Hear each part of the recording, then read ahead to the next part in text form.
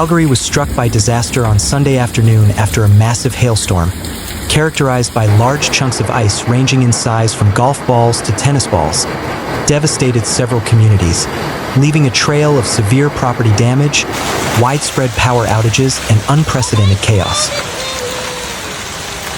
The storm, which struck with remarkable intensity, transformed ordinary streets into rivers of ice, shattering windows, denting vehicles, and overwhelming drainage systems across the city.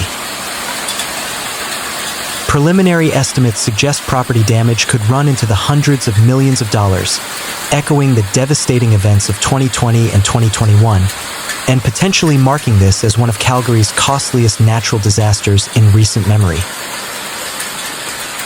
The sheer ferocity of the storm caught many residents off guard, despite earlier warnings from Environment and Climate Change Canada, ECCC, regarding the potential for severe thunderstorms.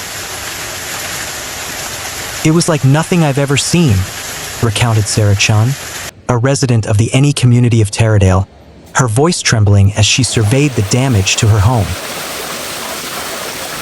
"The hail started small. Then within minutes, it was like someone was throwing rocks at our house. Our skylight just imploded, and water started pouring in. Every single car on our street looks like it's been through a demolition derby." Chen's experience was mirrored across a broad SW swath of Calgary, with significant impacts reported in communities including Cornerstone, Falconridge, Martindale, Saddletown, and parts of Panorama Hills and Country Hills in the city's north, extending southward to areas around Chestermere and even parts of Okotoks. Emergency services were inundated with calls as the storm raged. Calgary 911 reported an unprecedented surge in calls related to fallen trees, structural damage, flooded basements, and traffic incidents. Calgary Fire Department CFD crews were dispatched to numerous locations to attend to gas leaks, downed power lines, and stranded motorists. "Our resources are stretched incredibly thin," stated CFD Chief Steve Donovan in a late-night press conference. "We urge residents to stay indoors, avoid damaged areas, and only call 911 for life-threatening emergencies.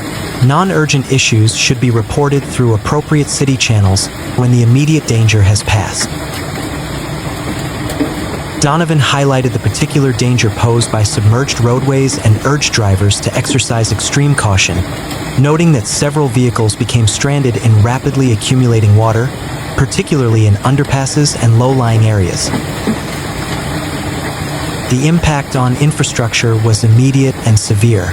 ATCO Electric confirmed widespread power outages affecting tens of thousands of homes and businesses across the city. Crews were immediately deployed, but the sheer scale of the damage, including numerous downed power poles and lines tangled with tree branches, indicated that power restoration efforts could take days for some affected areas. "Our priority is to safely restore power to as many customers as possible, as quickly as possible," an ATCO spokesperson stated, emphasizing the challenges posed by the continuing inclement weather in the hours following the main storm front. Residents were advised to prepare for extended outages, charge electronic devices, and avoid opening refrigerators and freezers unnecessarily. Vehicles bore the brunt of the storm's fury. Car dealerships and auto body shops anticipate an unprecedented surge in claims and repairs. Footage shared widely on social media showed cars with shattered rear windows, caved-in roofs, and entire bodies pockmarked with severe dents.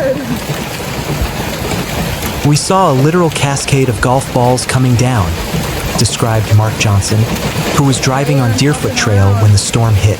"I pulled over under an overpass, but even there, cars around me were just getting hammered. It sounded like an artillery barrage.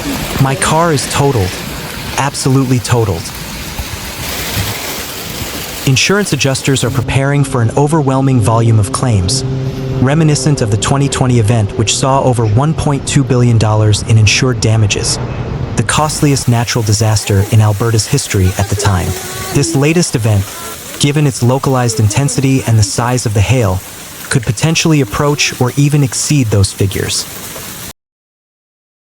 The agricultural sector, particularly farms on Calgary's periphery and in the surrounding rural municipalities, also suffered significant losses.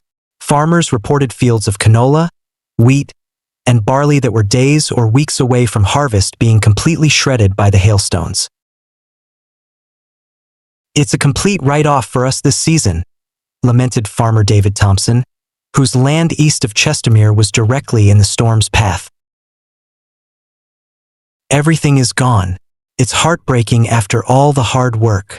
This agricultural damage will have ripple effects, potentially impacting local food supply chains and increasing the burden on crop insurance programs." City of Calgary officials were quick to activate emergency protocols. Mayor Jody Gondek issued a statement urging unity and resilience. "Our city services are working tirelessly to assess the damage and respond to emergencies. We ask for patience and cooperation from our residents as we navigate the aftermath of this severe weather event. We will provide updates as more information becomes available, and will work diligently to support affected communities in their recovery." The city's Emergency Operations Center was fully activated, coordinating efforts between various departments, including roads, wastewater, and parks, as well as external partners like utilities and emergency responders. Cleanup crews face the daunting task of clearing streets of ice, shattered glass, and tree debris. Homeowners will grapple with immediate repairs to roofs, windows, and siding, followed by the lengthy process of insurance claims and more extensive renovations. Supply chains for roofing materials, windows, and automotive parts are likely to be strained, leading to potential delays in repairs. Residents are advised to document damage thoroughly with photographs and videos before beginning any cleanup and to contact their insurance providers as soon as possible. Beware of unscrupulous contractors and solicitations, and ensure any repairs are done by licensed professionals. Meteorologists attribute the storm's severity to a potent combination of atmospheric conditions, including extreme instability, high moisture content, and strong wind shear, all conducive to the development of supercell thunderstorms. Such storms are characterized by a rotating updraft, allowing them to produce very large hail and potentially tornadoes. While no tornadoes were confirmed immediately following the storm, the sheer destructive power of the hail itself was enough to cause widespread devastation. Thunderstorms that bubbled up across southern Alberta on Sunday will continue through the pre-dawn hours Monday. Meanwhile, a surge of Pacific moisture will combine with an approaching cold front to produce widespread rain across the region into Wednesday. Embedded thunderstorms are likely within the rain bands. A few stronger storms are possible near the international border late in the day Monday. If any storms reach severe limits, they'll be capable of producing heavy rain, strong wind gusts, and small hail. Widespread heavy rainfall totals are expected throughout southern Alberta by Tuesday. Folks across Calgary, Banff, and Canmore, as well as Jasper east to Highway 40, are all in line for 30-50+ mm of rainfall by Tuesday. Communities from Medicine Hat to Lethbridge are in line for 20 to 40 millimeters of rainfall from this event. Expect a break in the rain to arrive on Tuesday before the precipitation returns again Wednesday. Visitors to places like Jasper National Park could see a touch of rare July snow as freezing levels drop to around 2,300 meters behind the cold front. Temperatures are certainly going to feel raw for this time of year when combined with the persistent rain. Calgary is only expecting a high of 13 degrees Celsius on Monday, while readings around the mid-teens are expected throughout the rest of southern Alberta. Southerly flow scooting around a center of high pressure in British Columbia will keep northern Alberta much warmer than their southern counterparts, with daytime highs in the lower 20s on tap for places like Edmonton and Grande Prairie.